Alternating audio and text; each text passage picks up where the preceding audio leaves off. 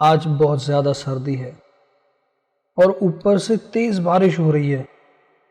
दोस्तों, बज़ाहिर इस एक जुमले में दो मुख्तलिफ बातें की जा रही हैं, लेकिन दोनों का आपस में ताल्लुक़ वाज़े करने के लिए एक फ्रेज़ का इस्तेमाल किया जा रहा है जो है ऊपर से। ऐसे बहुत से जुमले हमारी रोज़मर्रा गुफ्तगू का हिस्सा होते हैं। तो आइए आज के इस वीडियो में हम सीखते हैं कि इंग्लिश में ऐसे जुमलों की ट्रांसलेशन कैसे होती है।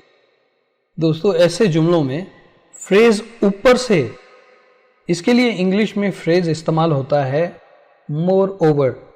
ये कंजक्टिव एडवर्ब है जो कि also, as well, in addition to, इस तरह के अल्फाज का फॉर्मल मुतबादिल है।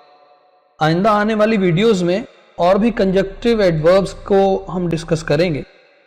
आइए इस वीडियो में हम देखते हैं चंद ऐसी मिसालें जिनसे हमें इस फ्रेज को सीखने में मदद मिल सकती है। The source of information is irrelevant. Moreover, the information is incorrect. मालूमात का माखज़ या मंबा गैर मुताल्लिक़ा है। ऊपर से ये मालूमात सही नहीं। I don't like skating. Moreover, the ice is too thin. मुझे स्केटिंग पसंद नहीं, ऊपर से बर्फ बहुत बारीक है। It is very hot today. Moreover, there is no electricity. आज बहुत गर्मी है, ऊपर से बिजली भी नहीं है। It is very cold today. Moreover, it's raining heavily.